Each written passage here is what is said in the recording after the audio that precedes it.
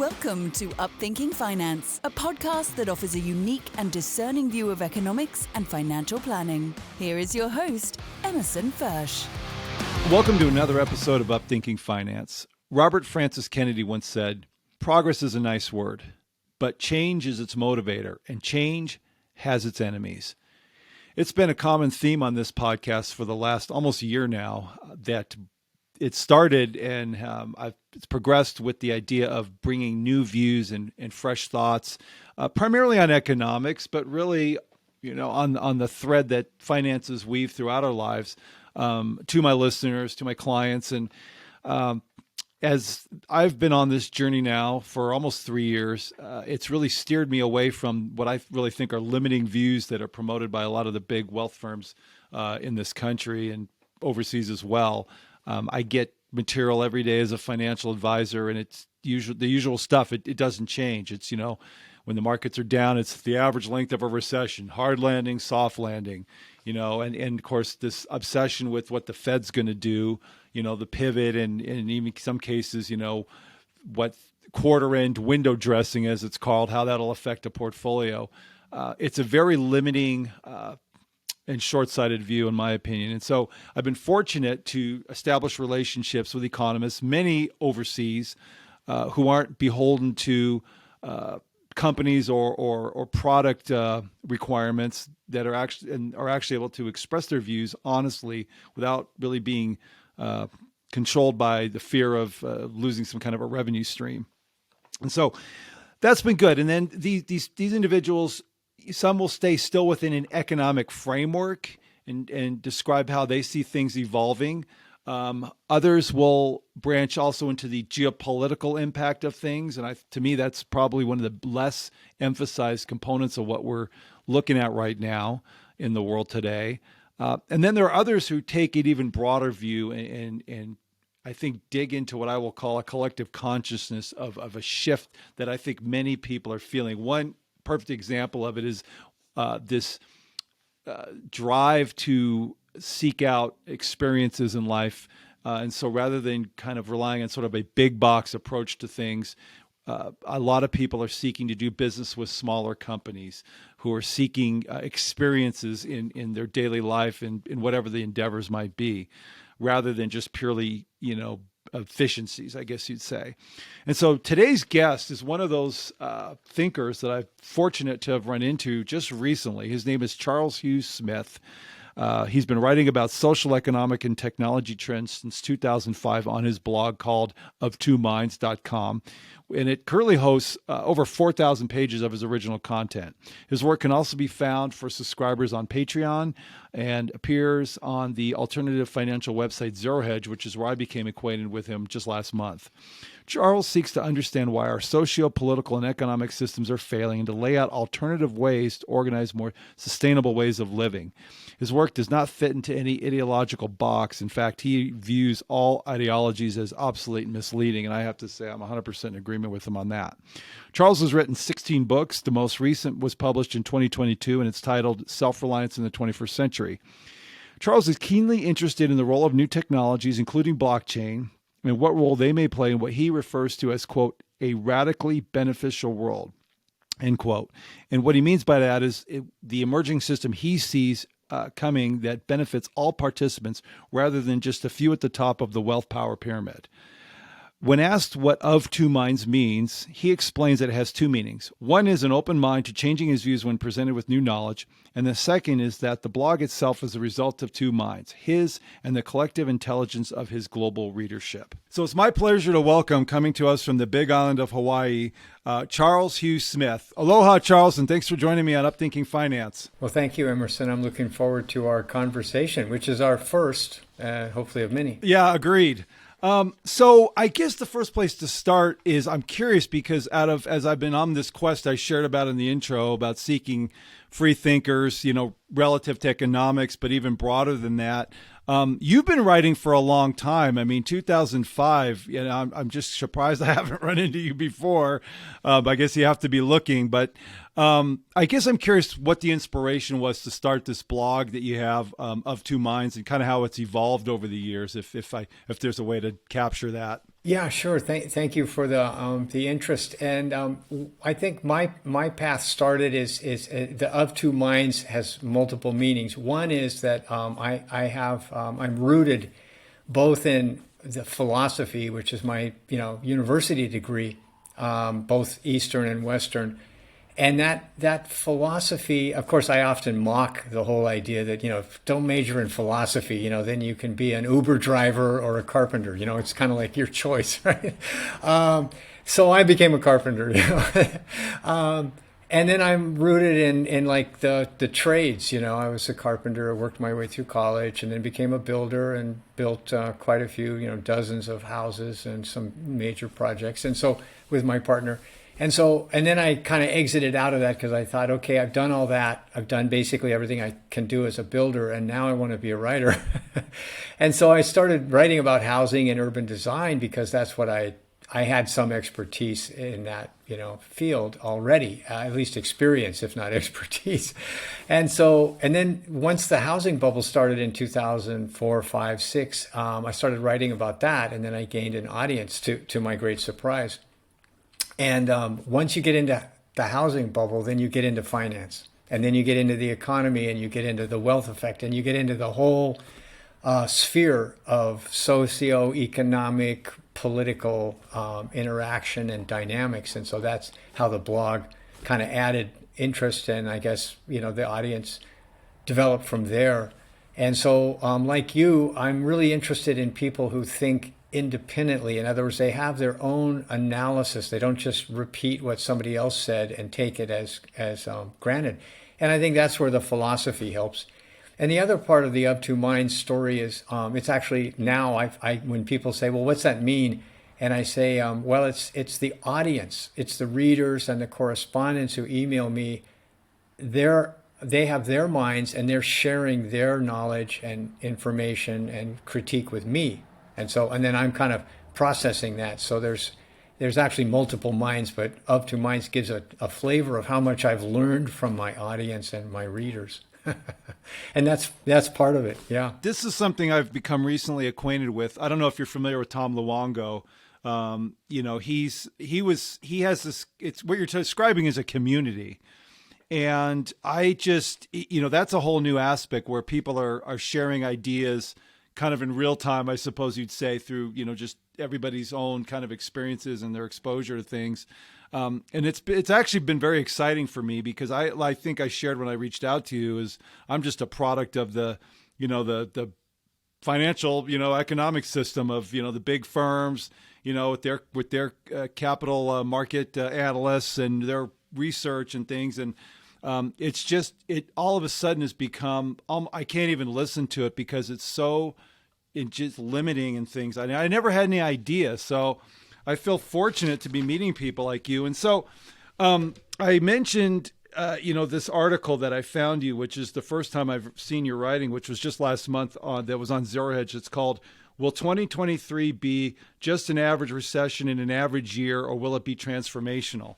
And I mean, to me, that's a grab. That's a grabbing headline. And so you mentioned in here, and I'll just, summarize quickly these two camps, the mainstream that sort of expects, that it'll be a mild recession, but just another garden variety recession.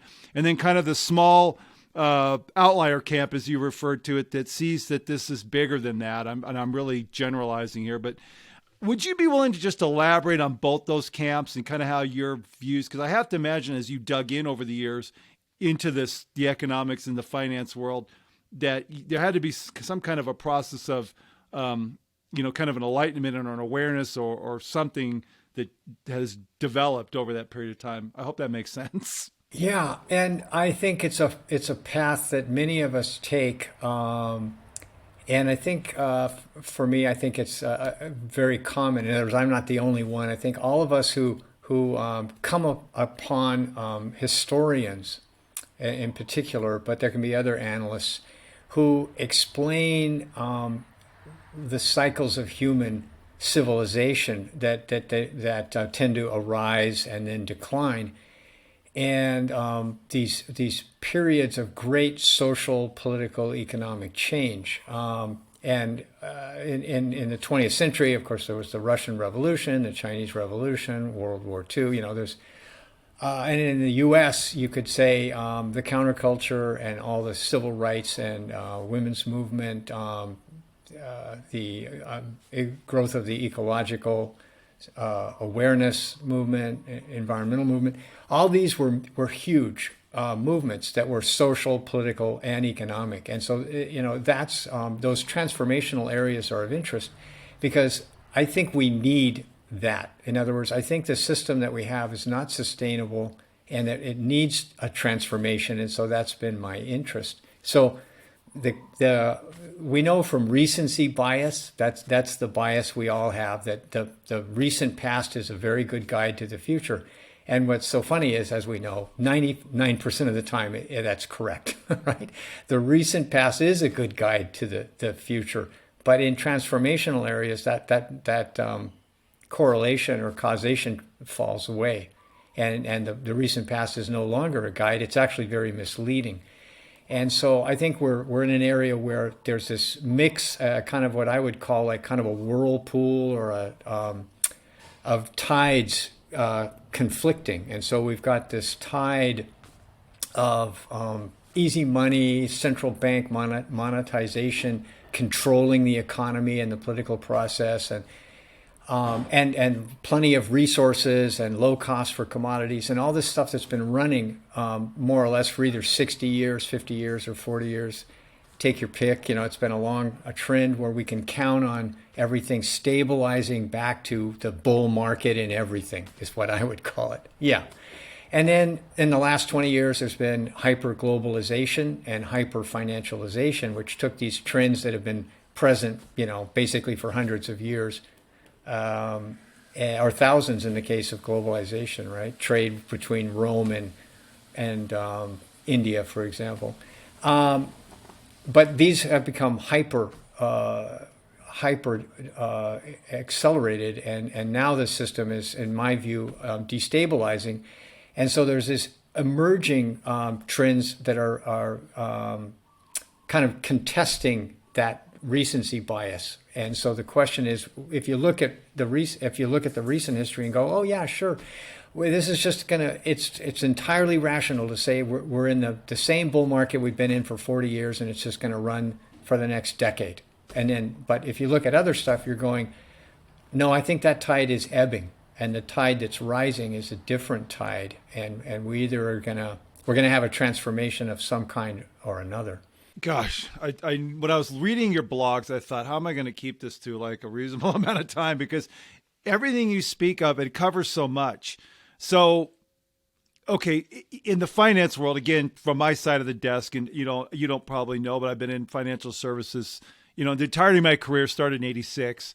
And it's been what you described. It's been the gradual lowering of interest rates. And as you said, I think you described it perfectly, particularly in the since 2009, I guess you'd say it's been this acceleration. There's a danger, I suppose, is that the word, when people start talking about the current status quo ending, because there's the argument that, well, that's every year, it's almost like there's a guy I used to follow. I won't say his name, but he was an advisor coach who talked about apocalypse du jour. And his belief was that, there's always some reason why the market's going to collapse, but it's, all stocks all the time kind of a deal. Right. So so you've got this faction of people, which I think you write in your article is a majority. I mean, I hear it from clients a lot. Although I will say, I'm also seeing people who, as I mentioned to you before, that are what they're seeing and what they're feeling isn't linking. It doesn't align. There isn't, whether people understand what it is or not, internally something's not going together. So how do you, I guess maybe I'm asking, I don't know, hopefully you're discerning something out of this, but how do you, where do you show that these signs are effectively that the tide is turning and things are actually shifting? Because it feels like it to me, but how do you explain that to somebody? Yeah, that Emerson, that's a great, that's really the core here of people like myself who are easily put in a camp of doom and gloom, right? Like, oh, well, if the status quo changes, then it must mean collapse. And it's all like, okay, well, collapse is one possibility, but that's not the only possible trajectory. There can be decay and renewal. There can be contentious, periods of flux that then launch a renaissance. I mean, there's lots of possibilities, and history has examples of all of these. So just to say that the status quo is unsustainable doesn't mean that we're all going to be living in tar paper shacks in a dirt field and have nothing. It's like that. And so the question is, though, is how are we going to deal with the unsustainability of the current system? And so this, of course, leads back to a bunch of analysts, Nate Hagens, Gail Tverberg, that look at energy and their basic premise. And there's a lot of strong arguments, in my view, for this. If you have a science background, in other words, if you understand, to me, high school biology, chemistry, and physics, then you're going to have a pretty good grounding to understand energy. And if you don't have any math, no science, then it's going to be a difficult process, because you're going to be swayed by people that don't know anything, and that they're claiming things that counter the basic rules of nature, right? I mean, there are limits of physics and chemistry that, just saying that, oh, there's no limits where it's limitless. It's all like, no, there's always limits, okay? And there's only so much energy in a chemical bond, and, et cetera, et cetera. So energy is a limited resource, and there's constraints and there's costs associated with every form of energy. And so we've been sort of indulging or in the easy energy that we have with hydrocarbons, right? Which are very concentrated, and they're transportable, and they have all these wonderful features. And that industry is now so large, it's almost beyond comprehension, as you probably know. In other words, the global hydrocarbon industry is, you can measure it by how many hundreds of billions or how many trillions have been invested and all that stuff. But it's the physical plant of it is just phenomenal, right? I mean, we have oil wells that go down 10,000 feet below the ocean floor, and this and all of this somehow ends up being cheaper than soda.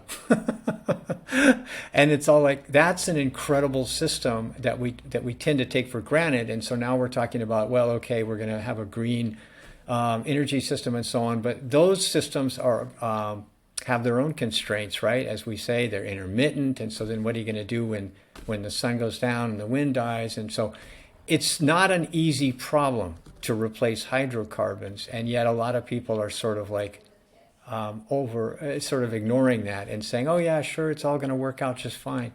And so there's this whole other school of thought called degrowth, décroissance in French, where it started in Europe, which is like, hey, well, maybe we should have a whole new model for what prosperity and well-being is. And that model would be, we use less of energy and less of the materials, and we use less capital and less labor, instead of always more, right?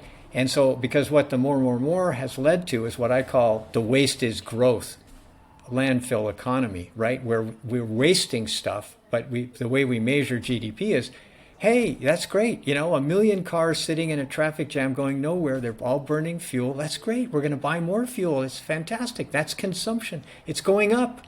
And it's all like, wait a minute, but that's waste. And the landfill economy, a lot of what I think we need to look at is globalization has led to everything becoming disposable. The quality of things has really collapsed. And that's one of the things that, if people ask me, well, what do you mean that something's changed? I'd say the decline in quality of goods and services is like an enormous decline in well-being and an enormous waste of irreplaceable resources that people just shrug and take for granted. Another one is the moral collapse. In the technocracy mindset, there is no morality and ethics don't count. What counts is that we manage, things, we measure things, and we manage what we measure. And morality has no measure. So the corruption that's now endemic in American society, and you could maybe say it's global, that has a consequence that people don't measure, which is the average person starts realizing the system is unfair. And humans are wired, like all primates, to be extremely attuned to the fairness of the system they're in, or the tribe or the group or whatever. And so when things start getting unfair, like systemically, then people start becoming upset. They become unhappy, and they may not exactly know why. And so a lot of the contentiousness and conflicts I see, it's like because the system's rigged. And we all know it's rigged, and a lot of the rules and laws that are supposed to protect us are being kind of like shunted aside or watered down, etc. So I think those are two things that occur to me, or let's say them three. One is energy is not forever, it's not cheap, it's not going to be, it's a big problem, right? And if you have to use less energy, then that takes away the waste is growth, landfill economy. Number two, that the decline in the quality of life, the quality of goods and services is enormous and consequential. And then the collapse of morality, if you will, where anything goes as long as I'm going to make a killing for myself, you know. And so that, of course, people say, oh, well, people have always been greedy. And yeah, we get it. Okay, we're not arguing that humans are saints. We're saying that the system is supposed to have limits on greed and corruption. And when those limits are not respected, or that the system is unable to enforce that, and the playing field is no longer level, then you get a system that eventually erodes and then collapses from that moral decay. One thing, and this is, so you have the camp, let's just start with that, because one of the questions I had is, it sounds like, and I think you may have just said this, is that the root of this transformation is that the inequality, if that's the word, has been stretched about as far as it can go. Is that sort of an underlying cause? Is that fair? Yeah, I think so. And if people say, well, what does that mean? You can say it's the social mobility has declined. In other words, it used to be that pretty much anybody with a high school education and a willingness to work and that had a long-term view, in other words, they were willing to make sacrifices to save money and buy a house and that kind of thing, right? Prudence and being able to negotiate a better deal for themselves. These are the sort of values and tools of the middle class lifestyle, right? Anybody could end up doing pretty well for themselves, especially if they married or had a relationship where there was a two-income household, right? That, you know, we all go back and go, well, in 1955, one income was enough. Okay, well, that's nice, but that's not reality. For the last 30 years, you need two incomes. And so, but it was pretty much the ladder of social mobility was open to most people. And now it's, I think it's, the ladder's rungs have been broken to where it's what's expected of you to reach the upper middle class is beyond what most people can manage. And so then they give up. And this is why we see this quiet quitting, let it rot, all these laying down, laying flat, you know, these terms from China and other nations that have the same problem. And so I think that when you say inequality, it's also inequality of opportunity, as well as you know, the little guy seems to be paying more and the super rich seem to be paying less. No, that's good. And so, because I guess then what you've got, when you get back to this article that I found you on, you know, these two camps, there's the group that's they're hanging on because they're the ones that are benefiting. The status quo works. But I also think, and tell me if this is right, that there's a faction of people who hang on to the status quo. Maybe this isn't some brilliant wisdom, but because it's just safe, you know, people like, you know, worrying that thinking the Fed's going to save the day as an example. I mean, there's comfort in that because what you're talking about, and I'm 100% on board. I mean, I'm feeling it. I've had clients, you know, even ourselves in our life, my wife's you know, I won't say she's a minimalist, but, you know, I've had clients that have had properties here or there, and there's this perceived sense of freedom when, you know, it's like, well, I can go here if I need to or go here. But what's happening is people are realizing that it's actually complicating things, and all this stuff in excess, if you want to call it that, is actually a burden. And so there's a shift. So I don't know where the question is in this, but I guess, it's some of these things you're talking about are going to require, at least in my simple words, some kind of huge wake up call.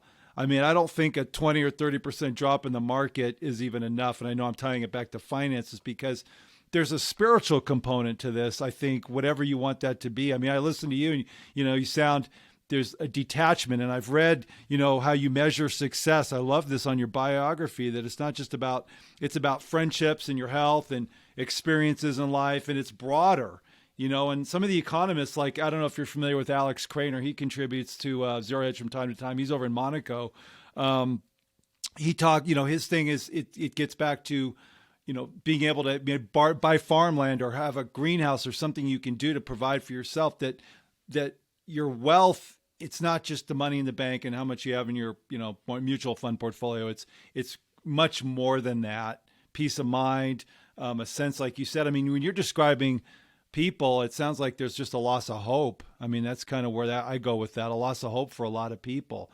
So is there an awareness, coming? Is there, how do you see this playing out to where, because this transformation isn't something that's just going to happen in 6 months. I mean, it's a complete, almost overhaul of the whole system, religion, all of it. You talk about these ideologies and status quo. I mean, it's pervasive everywhere. There's money and benefit in keeping things the way it is. I know, I'm sorry, I went off on a rant, but I need you to sift through all this and help explain it to me, Charles, if you can. Well, no, I think you did a good job of summarizing it. That it's our personal, like it's at the household level, but it's at the community level, and then it's at the county and state and national and global. So it's kind of there's a term for it, scale invariant, right? Meaning that these dynamics that we're discussing work at every scale, from the individual household all the way up to the global economy. And that's why they're interesting, right? Because we're part of that system. Like as I say in my book, and of course I'm thrilled that your first name is Emerson, because I just wrote a book called Self-Reliance in the 21st Century that was building on the American philosopher Emerson's work and his essay from 1842 or something, Self-Reliance. And he was talking about self-reliance in the sense of thinking for yourself, and being able to, you trust your own intuition and your own judgment, and make your own way in life. Don't copy somebody else or just do the conventional stuff because that's what people expect, right? And so the point that I wanted to make in my book was kind of referencing your contact in Monaco is, but he took all the tools of self-reliance in the real world for granted because everybody was self-reliant then. Now we depend on corporations and the government to provide everything for us. Like our solution to everything is shopping. It's all like, oh yeah. And what is that? Okay, we're going to, and so any solution that's presented in the media is a profit center, like somebody wants you to go buy something, right? And so, so you get these magazines like Real Simple, and it's like this catalog of stuff you're supposed to buy to become more simple. It's like, okay, wait a minute. And so, and I don't mean to rag on that magazine particularly, but it's just it's emblematic of the whole idea that the way to simplify and become self-reliant is to buy more stuff. And it's like, no, that's not what we're talking about. We're talking about skill sets and that you learn from experience, and the connections you make with other productive people. And I'll tell you what, as scary as that can be, because I mentioned my friend in Monaco, and I may have shared with you when I emailed you the first time about this trend model that we built, which is, whether you agree with the philosophy or not, it definitely goes against mainstream money management, because you're eliminating economists, you're eliminating an analyst. These are a lot of jobs, and therefore management fees you're cutting out for an algorithmic model that's just doing basically technical analysis, if you want to boil it down. And I had to fight to get it in place and to keep it, because the underlying investments and things that are used with that were going to be shelved by a lot of firms and have been. But yet there's a freedom. In one hand, it's a risk, but once you go over that kind of that edge and go out and start investigating for yourself, like you said, it's exciting. All of a sudden, I've enjoyed my work more in the last 2.5 years than I have since when I started this company in 1995. It's been exhilarating. I'm meeting interesting people. I'm getting new thoughts, and to try to take that and sort of apply it to clients' portfolios and their lives. My wife talks a lot about building a skill. My son was homeschooled, and basically the require he going to get a college degree, I'm just going to offend a lot of people, to me is meaningless at this point. It doesn't mean anything. I mean, he had an econ class and I read the book, and I mean, it's all the stuff that sounds good in theory, but as you know, real life is completely different because you're dealing with people who aren't predictable. But he's flying, he's learning to get a pilot's license. And I think I read somewhere once, you call that human capital, or there's a term for that, which is also part of this holistic. I have people call me and say, G. Emerson, I'm afraid the world's coming to an end.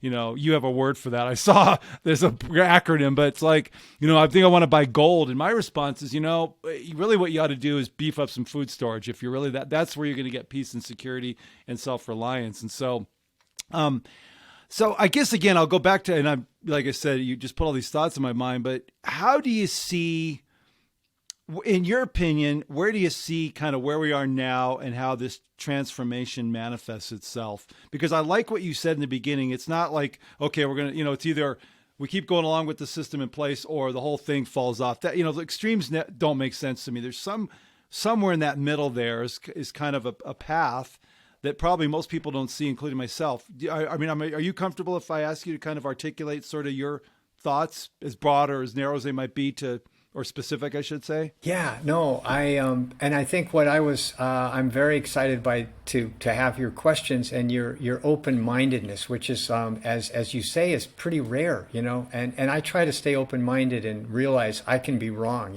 like I don't really claim that much expertise, because then you get hardened, right? You start clinging to things and not questioning them. So I consider myself a learner, not an expert.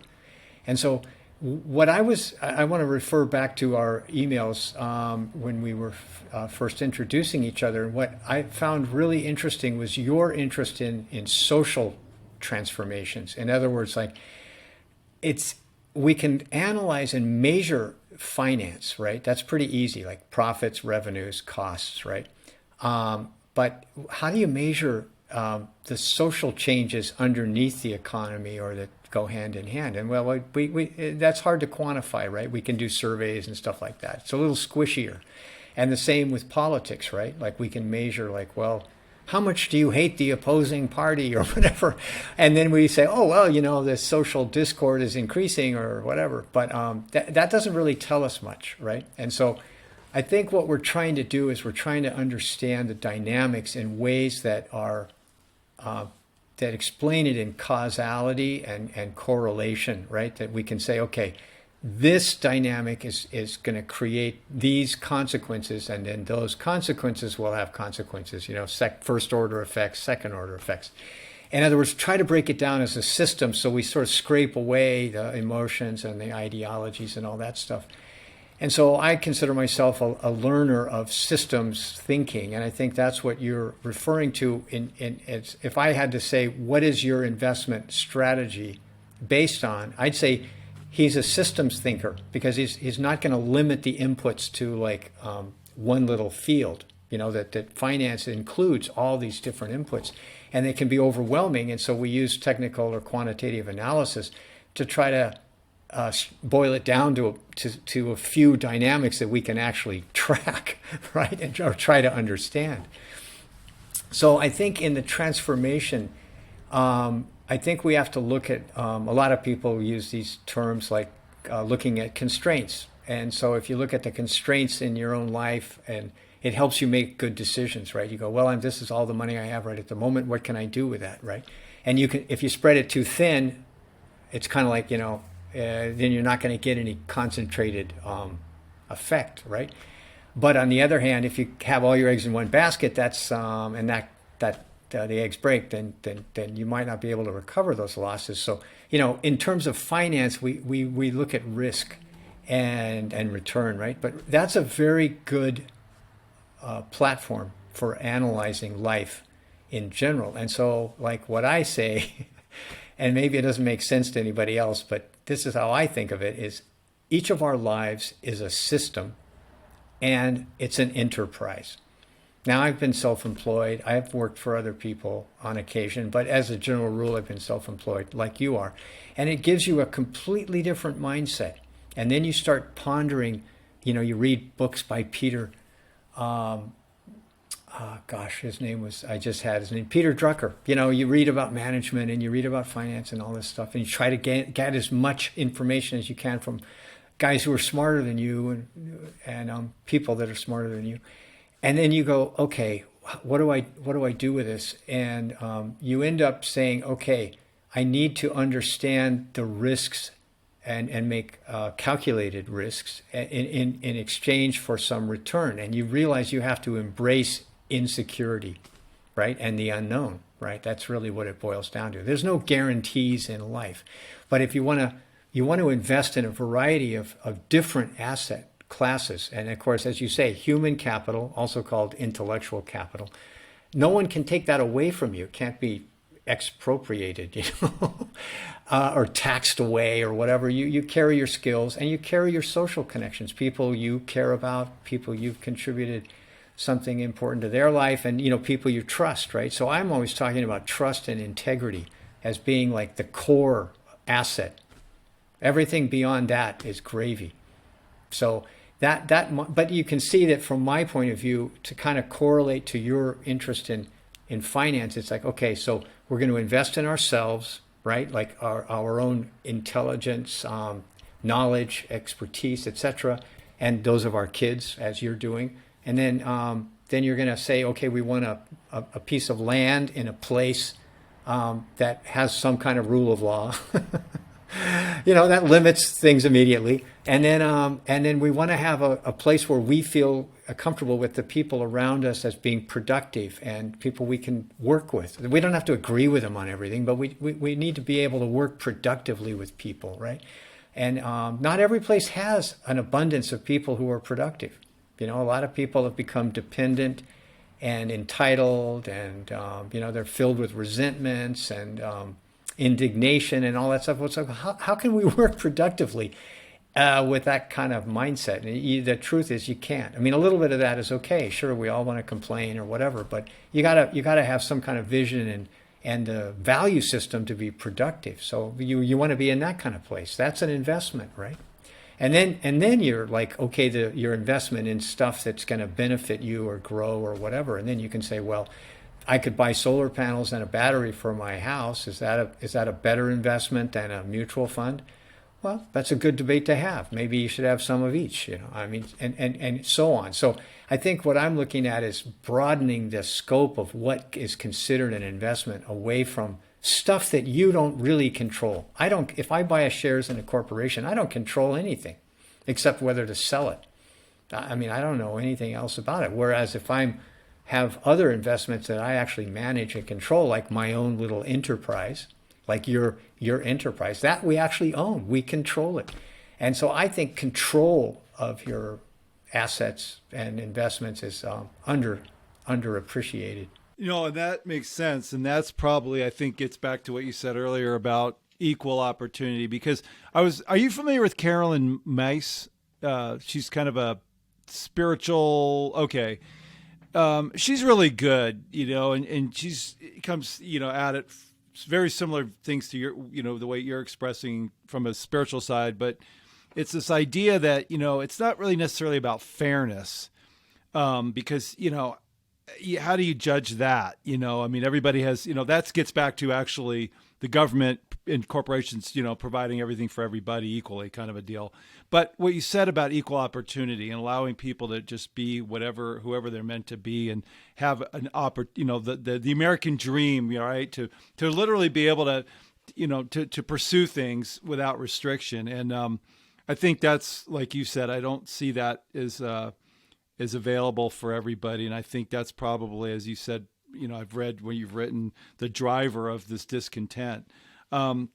So I guess, maybe what I'm trying to look at to tie up here is, how do you, because I think, I look at this sometimes and it seems like, yeah, obviously I'm working with a certain segment of the population that's been, saved, been responsible, done all the sort of the dues, worked hard and all that, and now are reaping the benefits of it. But there's also a generation that I think has been kind of conditioned to just sort of give up. If that's that, like you said, don't see that they have a chance. How does this shift? It just seems like such a monumental problem. And maybe you've answered the question that it is people realizing that, because I've gotten to a point now where I'm like what you said, I rely on my own discernment. I really never realized just how powerful my experiences and just my, gut, whatever you want to call it, conscience, intuition, that's an asset of the portfolio for sure. But how, I know I'm asking, that's like the $1 million question, but how does that transition start? How do we get to that place? Is there a starting point? You know what I'm saying? I guess I'm looking for the silver bullet, Charles. How do we get there? Yeah. And what's so fascinating about that question, Emerson, is, we look to the recent past, like how did the Soviet Union collapse? I've read books about it, right? And I've tried to understand it, but that's not really terrible and completely predictable. That kind of social change that also has this economic and political stuff. And the same thing is true of the counterculture, which I think people in the 70s, which predates your professional career a little bit, but that was a period of tremendous turmoil, from the mid 60s, say, up through the end of the 70s. And a lot of good things happened, actually. Like I said, we institutionalized civil liberties, and we changed, actually, we invested trillions of dollars in today's money in redoing the industrial base of the United States. In other words, we had to replace a lot of really inefficient industries that polluted. They created a lot of pollution, and we had to redo that whole system. And that's why the 70s was stagflation, was we were investing huge sums of money went into these good things that did not pay any return in the next quarter. It took a decade. And so just like with fossil fuels, like all the discoveries in the late 60s, they didn't come online until like the early 80s. And then we were awash in oil, the North Sea and Alaska and all that stuff. So some things you have to invest in for a long time before there's a payoff. And then, so that's one thing, it's like where does it start? Is you got to start investing in reducing barriers, not adding barriers. And I'll just give you, I know we're pressing up against the time limit, but we're both entrepreneurs. We both have our own enterprise. Imagine how easy it was 40 years ago or 30 years ago to like become a mechanic, or have a hair, open a hair salon or whatever. And now compare it. It's all like, oh my gosh, you have to wear, like, you have to be a hat, you have to be an attorney, you have to be a psychologist, you've got to be an expert in your regulatory burdens. It's like, it's not easy to be on your own anymore. And so then and I think that's suppressed innovation and opportunity. So we have to start breaking down stuff. Instead of there being 12 regulatory agencies before you can do anything, it has to be consolidated into one. But see, that's not the way bureaucracies and hierarchies work. My power is from being able to say no to you. That's my power. Saying yes, that's lost in the shuffle. But if I can say no, well, then you got to jump through my hoops. And then there's 12 other people behind me with the same power. And then, so where does that go? It doesn't go anywhere good. And we've added all these things under the claim of, we're making things safer or whatever. Well, I'm a builder. I don't think stuff is that much safer. I see the decline in quality of building materials as you're going to have stuff falling down because the quality of the materials you've been using. Don't tell me about the of the safety features. It's like this stuff is actually worse. It's less safe because it's poorly constructed. And yet now it takes 6 months to get a simple building permit, where I used to get them in like 3 hours. Like you drop the plans off for a simple house.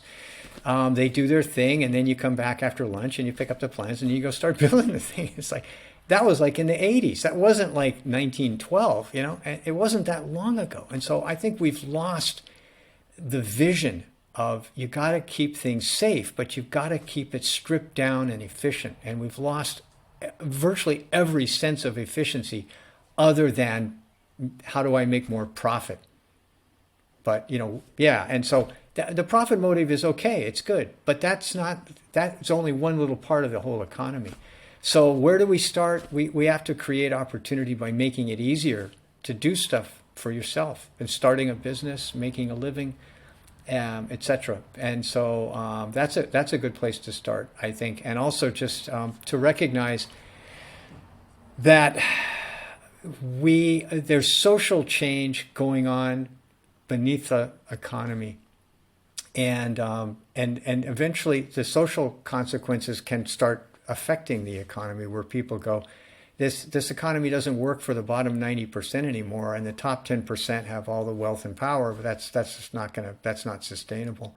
And so then, that will be a positive transformation, but it's going to be difficult for the top 10% to let go. No, that's what I was thinking. I mean, you're exactly right. Everything is so complicated and skewed.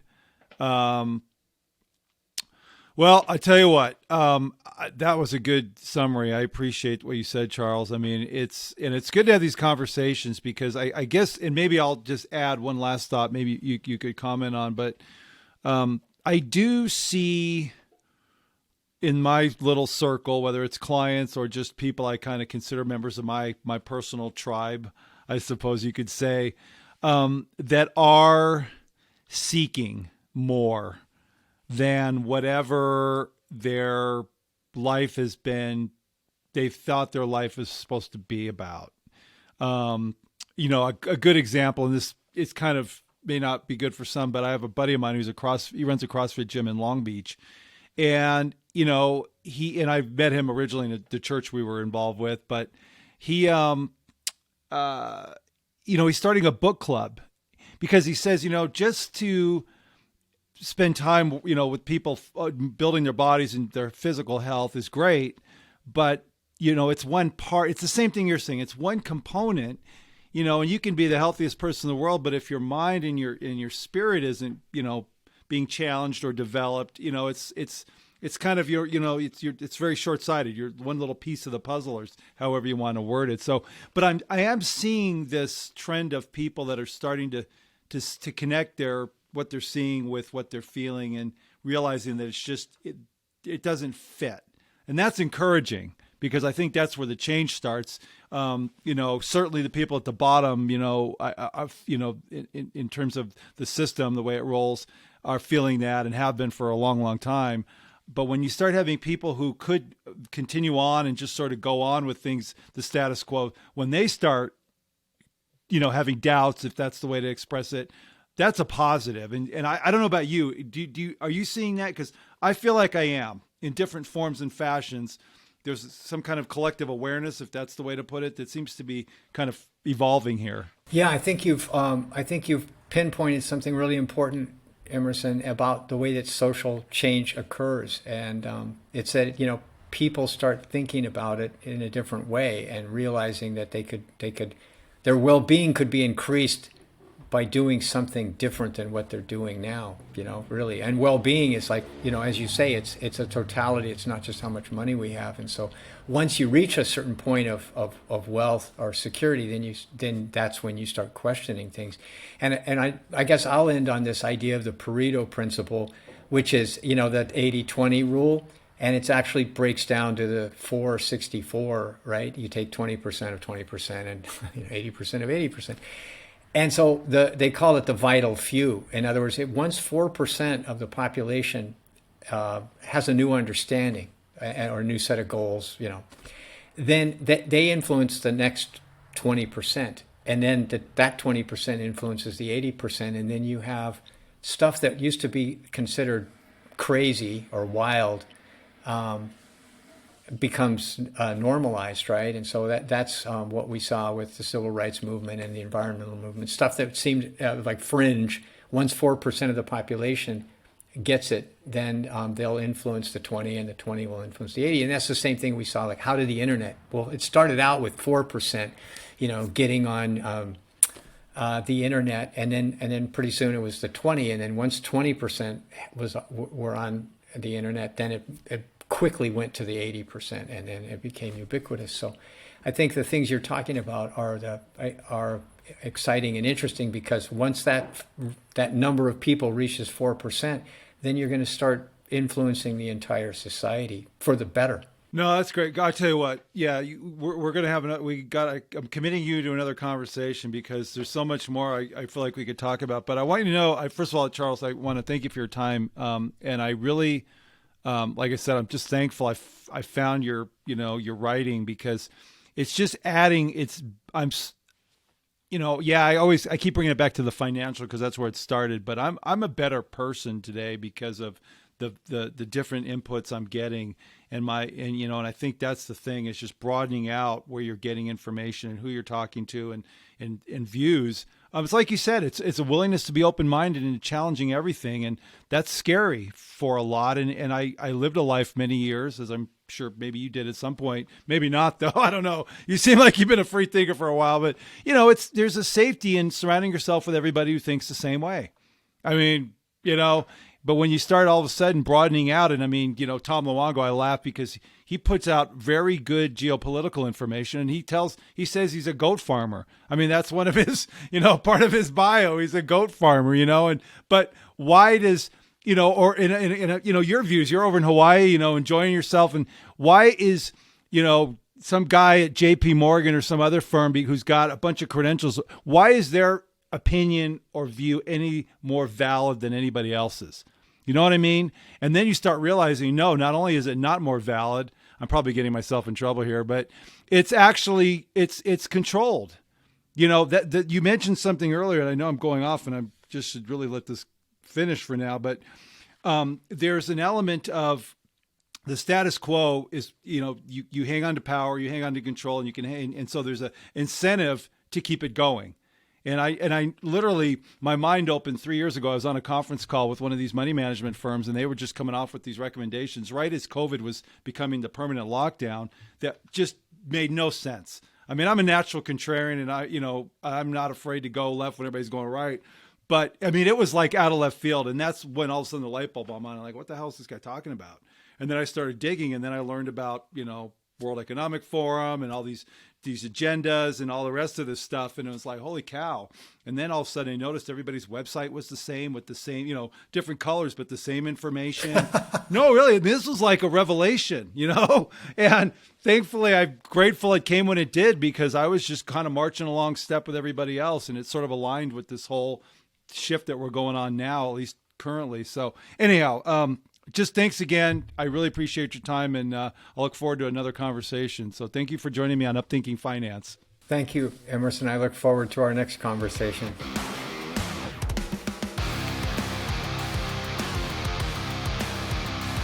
Emerson Fersch is a registered representative with and securities offered through LPL Financial, member FINRA, SIPC. Advisor services offered through LPL Financial, a registered investment advisor and separate entity from Capital Investment Advisors. The opinions voiced in this podcast are for general information only and are not intended to provide specific advice or recommendations for any individual. To determine which strategies or investments may be suitable for you, consult the appropriate qualified professional prior to making a decision. The guest speakers and the companies they represent are not affiliated with or endorsed by LPL Financial or Capital Investment Advisors. Individual tax and legal matters should be discussed with your tax or legal expert. Economic forecasts set forth may not develop as predicted, and there can be no guarantee that strategies promoted will be successful. All performance referenced is historical and is no guarantee of future results. All indices are unmanaged and may not be invested into directly. There is no assurance that the techniques and strategies discussed are suitable for all investors or will yield positive outcomes. The purchase of certain securities may be required to affect some of the strategies. Investing involves risks, including possible loss of principal.